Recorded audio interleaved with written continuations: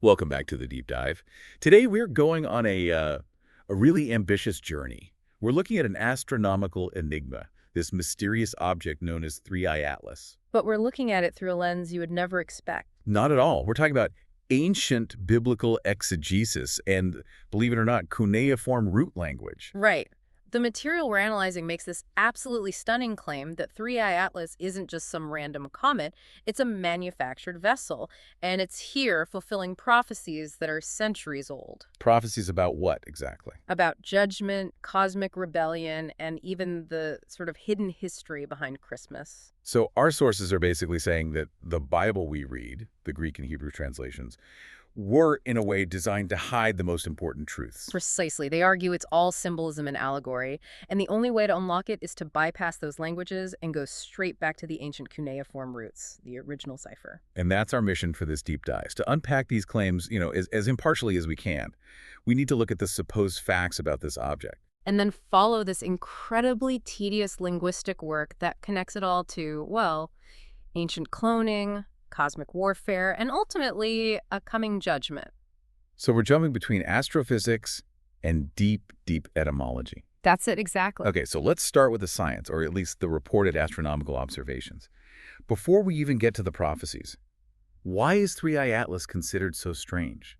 Well, the list is pretty extraordinary. First, it's cited as the fastest and heaviest object observed in modern history. But the two things that really fuel these interpretations are its trajectory and its composition. Let's start with the trajectory. What did it do?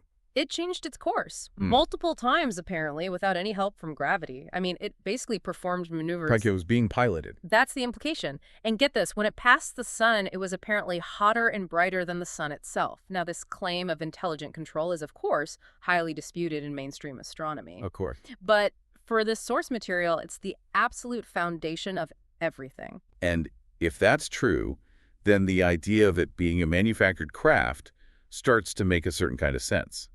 What about the composition? Does that back it up? It does, according to this research. The spectral analysis showed an extremely low iron content. Which means? They interpret that as evidence that the object is made of refined manufactured nickel. So not a space rock, it's a high-grade metallic vessel. And this vessel, it didn't just fly by the sun, it had a major impact. Oh, a massive impact. It created the largest coronal hole ever measured when it passed by. The largest ever. Ever. And then when it went behind the sun, it triggered 3 or 4 huge coronal mass ejections, CMEs. One of them was in the top 5 ever recorded. The sun basically convulsed in its presence. And this is where the science starts to bleed into the scripture, right?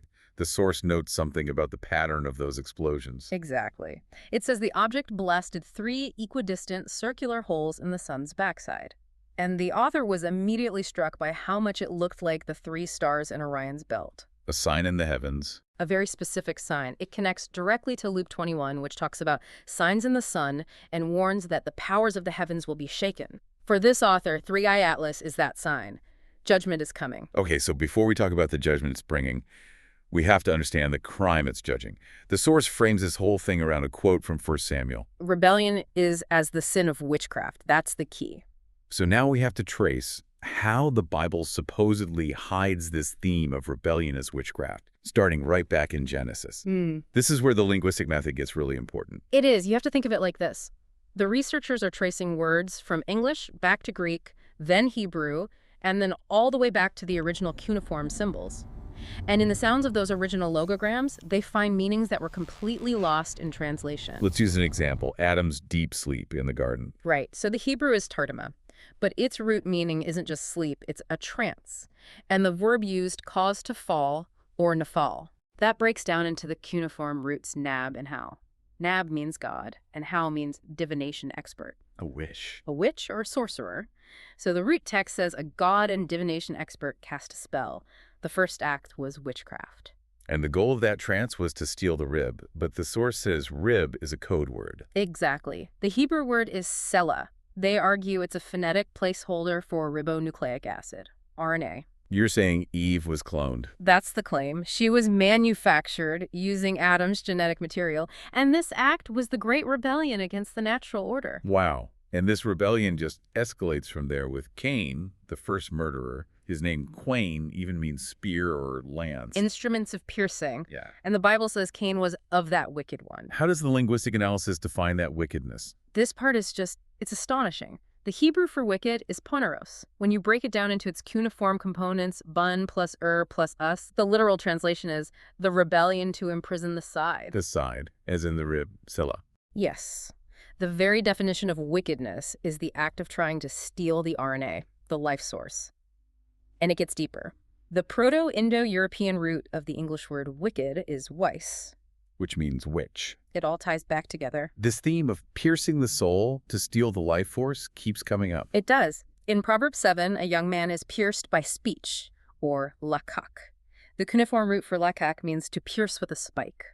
And that spike hits his nephesh, His soul. his soul. The goal is always the theft of the light, the soul, which Leviticus tells us is in the blood. And somehow this connects to the crucifixion and the temple curtain. It's a very complex puzzle. The 4 DNRNA nucleotides: cytosine, uracil, thymine, adenine, guanine. CURTA and curtain. Exactly. The tearing of the temple curtain when Jesus died is seen as a symbol for the cutting of these nucleotides, the ultimate act of piercing. The cross itself, staros, literally means spike. The whole story is an allegory for this cosmic battle. So the crime is established. Cosmic witchcraft to steal the soul. And the judgment is promised. In Ezekiel, God vows to tear off the magic bands used to hunt the souls like birds and end the witchcraft for good. Okay, so now we had to connect this manufactured craft 3i Atlas back to the prophecies. It sounds like this one object wears a lot of different hats. It's like a prophetic glossary in the sky. When you analyze the cuneiform roots for all these apocalyptic terms, the same physical description keeps emerging. Give me an example. Let's take New Jerusalem. Okay. New Jerusalem is called the city, polis, and the mountain, uru. The cuneiform logograms for both of those words mean a bright, high, glowing, luminous object. Which perfectly describes 3i Atlas being brighter than the sun. Exactly. And it's also called the bride, nympha, which means wings feathers, and the lamb's wife, gun, which translates to a dappled, speckled, multicolored circular object with a dot spot. So the names for this holy city are actually just a physical description of a flying, speckled, round, glowing craft. Yes, and it's the same for the woman clothed with the sun in Revelation 12. The word clothed is parabolo, meaning to wrap around. A parabola. The path it took around the sun. The very same. And her feet, pus, translate from cuneiform roots to mean wheels chariots and green pale yellow. It's always a brilliant metallic flying object with wheels. The metallic theme keeps coming up, the sign of the Son of Man. Right. The source claims the Greek word for sign, semeion, contains the cuneiform roots me for a purified or refined metal and un for high. So the sign is literally a high, bright wheel made of purified metal, refined nickel. You see how it all connects? Okay, but this next part is, this is a huge claim. The source argues 3i Atlas is all 4 horsemen of the apocalypse at the same time.